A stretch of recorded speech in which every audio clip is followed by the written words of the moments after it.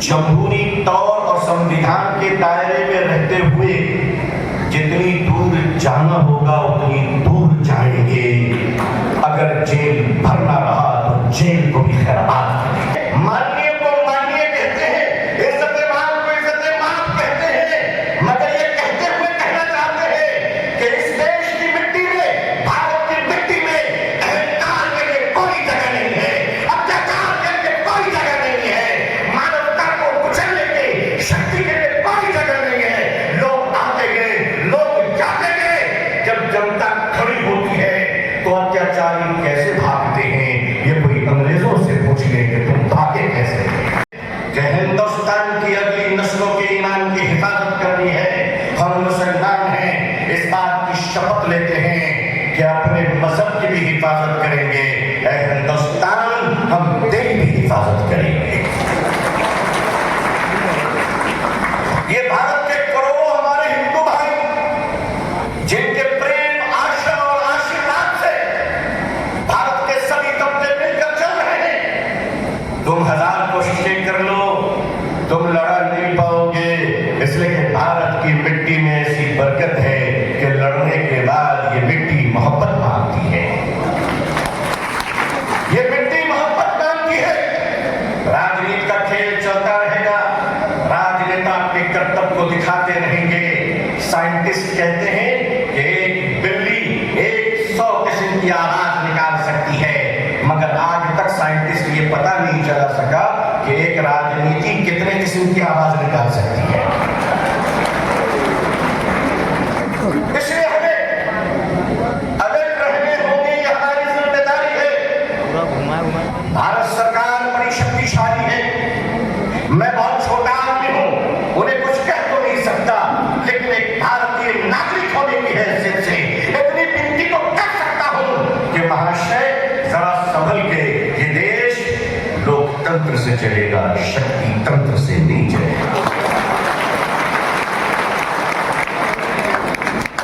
हम आदर सम्मान करते हैं, माननीय को माननीय कहते हैं, इज्जत-ए-माल को इज्जत-ए-माल कहते हैं, मगर ये कहते हुए कहना चाहते हैं कि इस देश की मिट्टी में, भारत की मिट्टी में अहंकार के लिए कोई जगह नहीं है, अत्याचार के लिए कोई जगह नहीं है, मानवता को कुचलने की शक्ति के लिए कोई जगह नहीं है। लोग आते गए, लोग जाते गए, जब जनता खड़ी होती है तो अत्याचारी कैसे भागते हैं, ये कोई अंग्रेजों से पूछ ले कि तुम भागे कैसे। सरकार चाहती है कि इस पर कलेक्टर साहब बैठ जाए। हम कलेक्टर साहब के खिलाफ नहीं हैं, मगर कलेक्टर साहब ज्यादातर शरीफ होते हैं, ज्यादातर शरीफ होते हैं। हम चाहते हैं कि इतने शरीफ लोगों के हाथों में अगर भूमि राजपथ दे दिया गया तो हमारी जमीनों का क्या होगा। माननीय सरकार, हम आपको सरकार चलाने के लिए लाए हैं, अडानी अंबानी के साथ रियल एस्टेट का बिजनेस करने के लिए लाए। आपने मुसलमानों के वक्फ की जमीनों को क्या बंबई के धारावी की झुग्गी झोपड़ियों की जमीन समझ रखा? नहीं, ये जमीनें हमारे बुजुर्गों ने, हमारे बड़ों ने, हमारे बाप दादा ने, हमारे देश के गरीब और ईमानदार मुसलमानों ने, ये बिलीवर चैरिटी है, उन्होंने मुसलमानों की फलाह के लिए खैरात किया है। हम सरकार से कहना चाहते हैं कि हमारी जमीनों पर हमें तरक्की करने का मौका दो। मुसलमानों की गरीबी खत्म हो गई तो मुसलमान अपने पैसों का इस्तेमाल भारत के निर्माण में लगाएगा, देश तरक्की करेगा। लेकिन चोर दरवाजे से हमारी जमीनें लेने की कोशिश की जा रही है। आप जमा हो गए यहाँ पर, ऑल इंडिया मुस्लिम मुसल्ला बोर्ड, और हमारे बुजुर्गों ने तय किया कि अवामी बेदारी लाई जाएगी, लोगों में जागरूकता लाई जाएगी, लोगों को बताया जाएगा ये तुम्हारी जमीन है, तुम इससे गाफिल थे, आज तुम जिंदा हो जाओ। भारत सरकार से हम इतनी विनती करेंगे, गुजारिश करेंगे कि इस देश में ऐसा अमन कायम कीजिए कि भारत अमेरिका से ज्यादा पावरफुल हो, चाइना से ज्यादा पावरफुल हो, ताकि इस देश में इस तरह जिए कि मुस्कुराते रहे। और हम ये बता देना चाहते हैं, हमारे बुजुर्गों ने ऐलान कर दिया है कि ये जमीन 1 इंच भी हम किसी को लेने नहीं देंगे।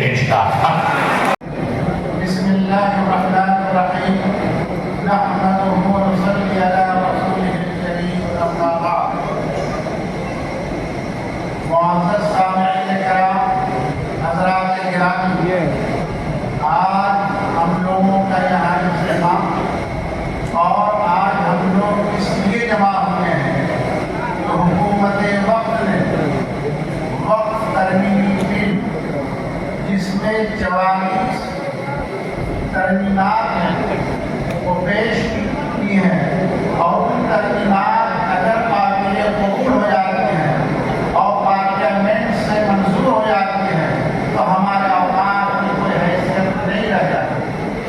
वक्त अभी हमारे पेशवा मुक़र्ररीन हज़रात ने ये बतलाया कि उसकी क्या अहमियत है, शरअन इसको कहते हैं वक्त मुख्तसरन ये है कि अपनी जायदाद को, अपनी ज़मीनों को और दूसरी अशिया को अल्लाह की रज़ा और अल्लाह की खुशनुदी के लिए अपनी मिल्कियत से निकाल कर अल्लाह की मिल्कियत में दे देना।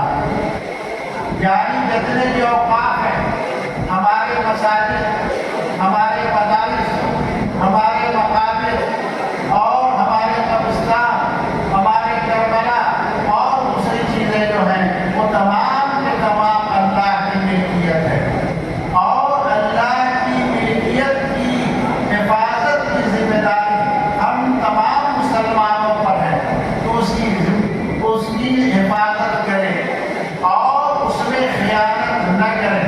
तो अब ये जिम्मेदारी जो मौजूदा हुकूमत वक्त की वजह से ये जिम्मेदारी हमारे ऊपर आयद होती है कि औकात की हिफाजत के लिए हम खड़े हो जाए और औकात की हिफाजत कानून के जरिए से, पार्लियामेंट के जरिए से और ये एहतजाजात के जरिए से हम उसकी हिफाजत करेंगे।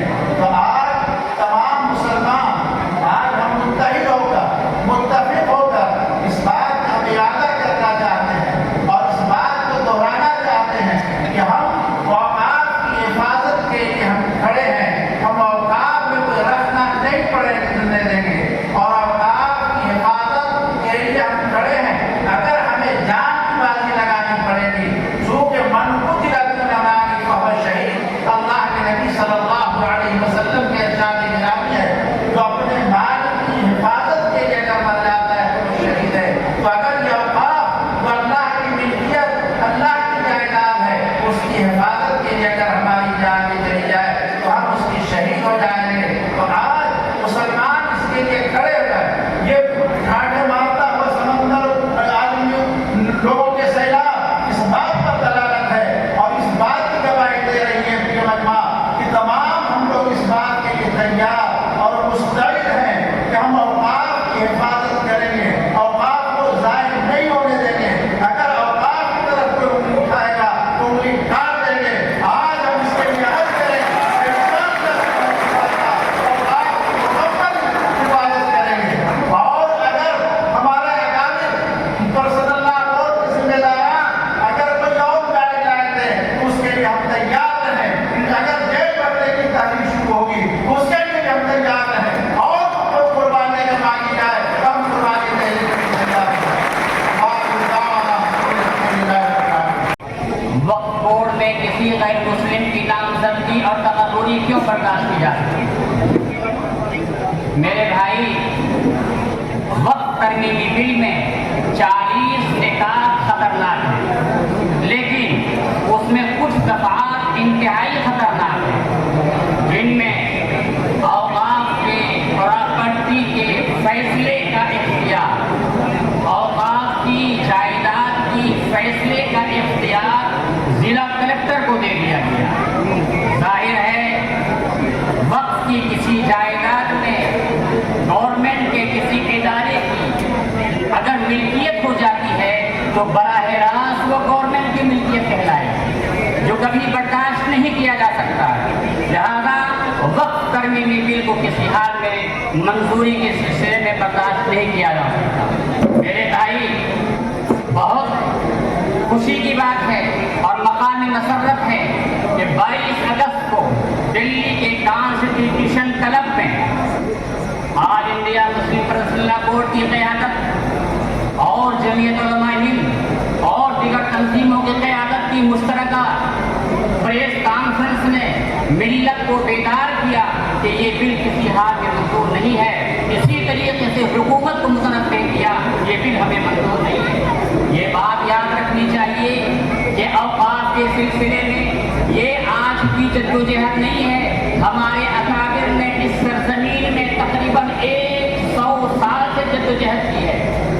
जमीयत उलमा हिंद की 103 साल जद्दोजहद आज भी तारीख के औराक में सबक हैं।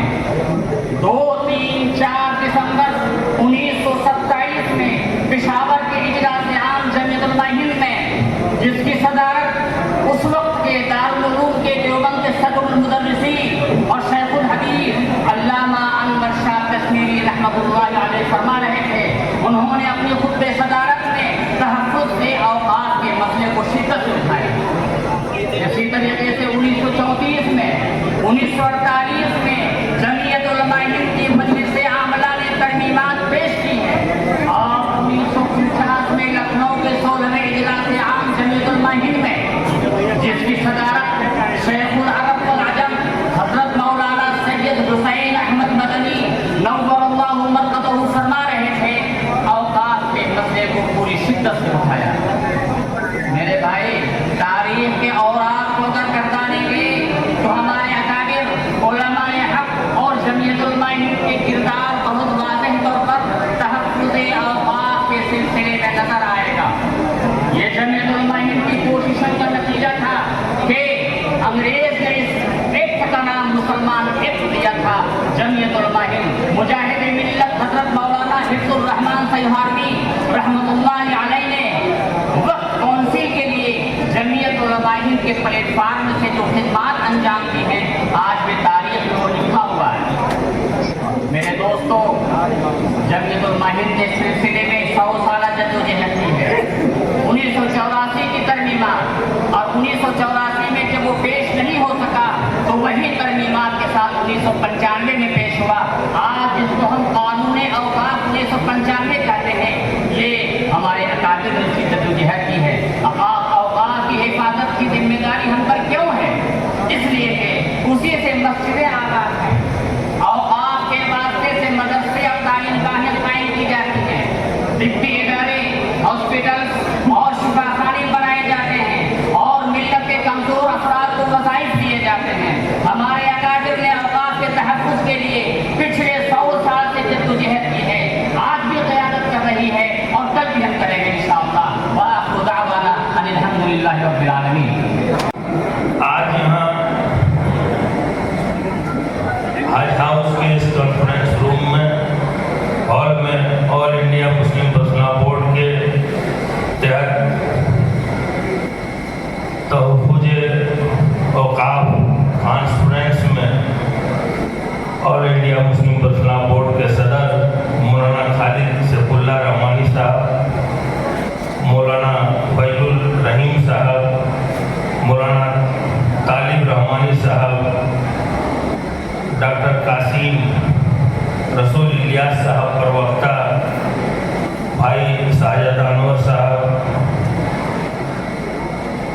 इस कार्यक्रम के, इस प्रोग्राम के कॉन्वेनर गार्जियन डॉक्टर मजीद आलम साहब, अधिवक्ता ए आलम साहब, बड़े भाई अजयनाथ सहदेव जी, ज्योति मथारो साहब और मंच संचालन कर रहे मौलाना यासीन कासिम साहब, यहाँ मौजूद पूरे झारखंड से आए हुए और मायदीन, मेरे भाइयों, बुजुर्गों, दोस्तों, जिस वक्त इस प्रोग्राम का यहाँ होने का बात चल रही थी, मौलाना डॉक्टर यासीन कासिमी साहब और सारे लोग बैठ करके हम लोग बात किए। इसके बाद यहाँ प्रोग्राम पेश हुआ, फिर माननीय हेमंत सोरेन जी से भी हम लोग मिले, पूरी टीम मिली और कल फिर हम वहाँ से समय मांगे हैं। कल फिर हम लोग पूरा कमेटी जो all India Muslim personal board का है सब जाके मिले। आपको मैं यकीन दिलाता हूँ कि वैसा कुछ नहीं झारखंड सरकार करेगा जिसमें आपका नुकसान है। और जब आप हैं, हम हैं, आपका साथ रहेगा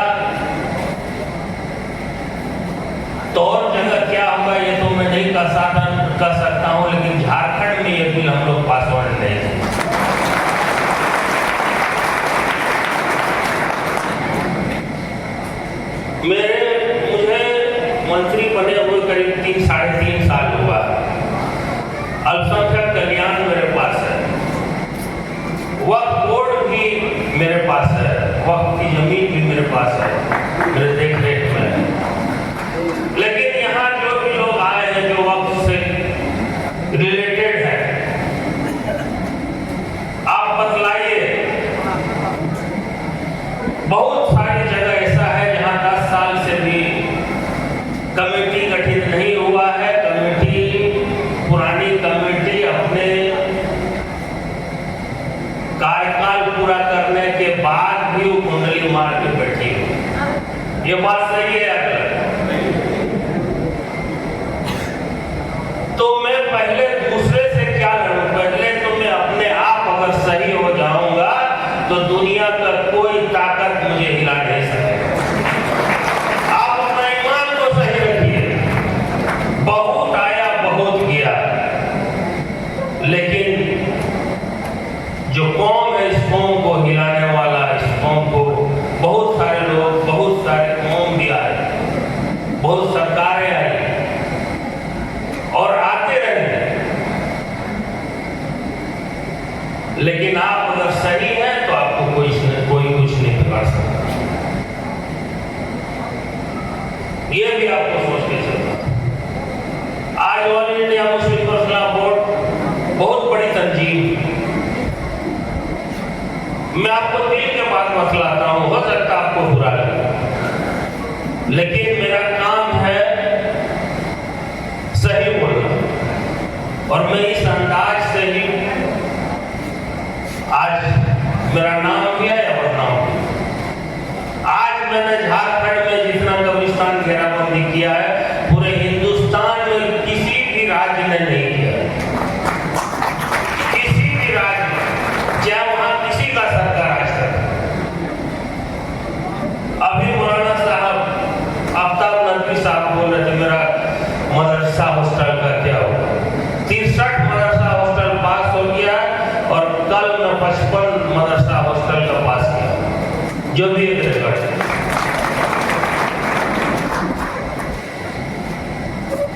मुस्लिम पर्सनल बोर्ड हम लोग जानते हैं, सब ये करते हैं, लेकिन इनको और थोड़ा लोगों से कनेक्ट होना होगा,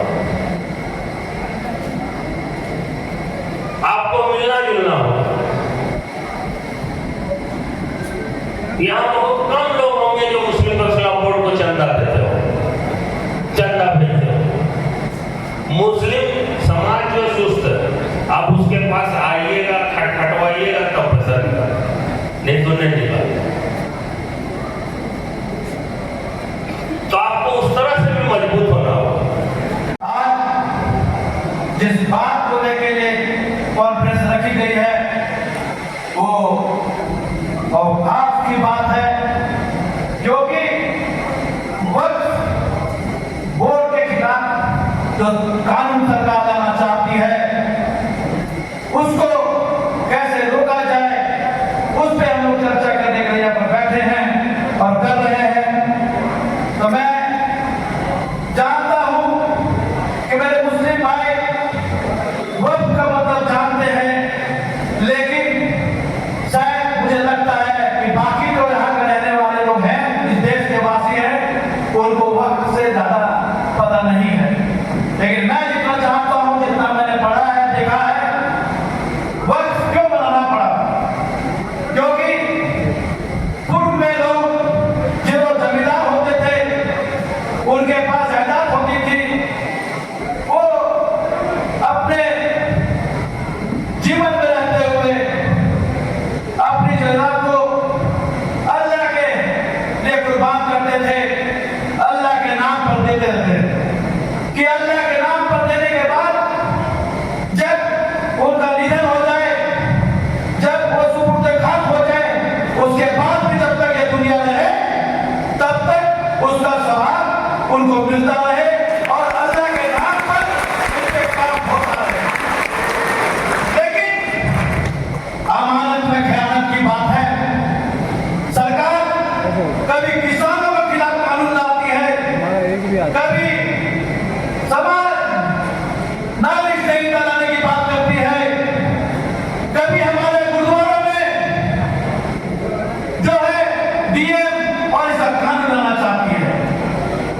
आप सभी को मालूम होगा कि काशी विश्वनाथ मंदिर जो है, जब उसका कानून बना, जब उसकी देखरेख की बात आई, तो उस समय डीएम को उसके अध्यक्ष बना दिया गया ताकि वो इसका संचालन करे और उसको देखरेख करे।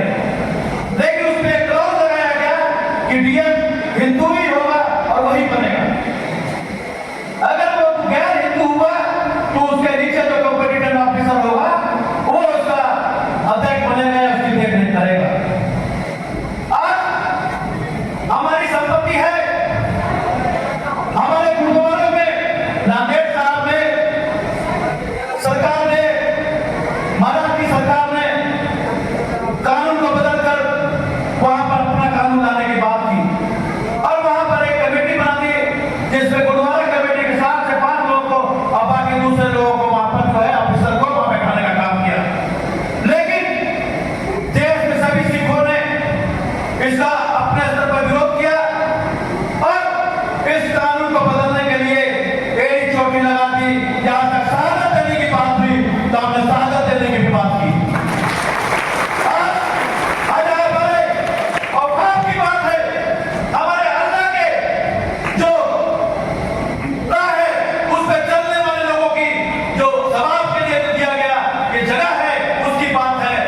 मैं पूछना चाहता हूं आज के मन से कि सरकार को बताना चाहिए कि अगर ये आपकी प्रॉपर्टी है तो आप इसे अप्रूव दें, क्योंकि सरकार जैसे कृषि कानून में बिल लाकर जो पूर्व की सरकार थी, मनमोहन सिंह की सरकार, उसके जो नियम थे उसको बदलकर कह दिया गया कि सरकार को कोई भी कृषि भूमि भी अगर जरूरत पड़ेगी तो उसको कब्जा कर लेंगे। उसी तरह वक्त की जमीन को भी वो डीएम कानून के तहत लाकर अपने मंशा को पूरी करना चाहती है। आज तो समाज के, खासकर हिंदुस्तान के मुल्क के जो अमन पसंद लोग हैं वो सब चाहते हैं कि जिसका भी जो धर्म है वो अपने धर्म के अनुसार चले और उनकी धर्म की जो प्रॉपर्टी है उसकी रक्षा वो करे और संचालन वो करे। क्योंकि अगर मुसलमान अगर वक्त का चेयरमैन नहीं होगा तो कौन होगा? सिख होगा, उसको क्या पता कि क्या करना है। लेकिन आज इसी तरह की बात हो रही है ताकि वो सरकार अपने पूंजीपतियों और अपने साथियों को जमीन, जो वक्त की जमीन है, कब्जा कर दे दे ताकि बिजनेस करे। और आज प्रॉपर्टी भी से नजर है। अभी मेरा एक दोस्त है डॉक्टर मिराज हुसैन, गोरखपुर के हैं, उनके करीब करीब जो कब्रिस्तान है उसका कीमत आज की डेट में हमको लगता है 100 करोड़ से ऊपर का होगा। अब रोहन के ससुराल में जो जमीन है कब्रिस्तान की, उसकी भी अरबों रुपया में कीमत है। तो सोचिए ऐसी ऐसी प्रॉपर्टियां हैं और इस पे अगर सरकार की नजर ना जाए और जो देश के दुश्मन उनकी नजर ना जाए तो उनसे किसकी जाएगी? इसीलिए साथियों मैं यही कहना चाहता हूं कि अपने वजूद को बचाने के लिए, अल्लाह की अमानत को बचाने के लिए अगर हमें फूल भी देना पड़े तो हम फूल देंगे, लेकिन अपने औकात को बचाएंगे, अपने औकात को बचाएंगे, अपना काम को बचाएंगे। लेकिन मेरे साथियों एक गुजारिश करना चाहूंगा, हमारे जो वक्फ बोर्ड की जमीनें हैं, जो भी चीज है अल्लाह के नेक काम पे यूज करने की जरूरत है और हो भी रही है। लेकिन झारखंड में अभी वक्फ बोर्ड का नया गठन हुआ है, उनके साथी लोग भी यहाँ पर उपस्थित होंगे मुझे लगता है।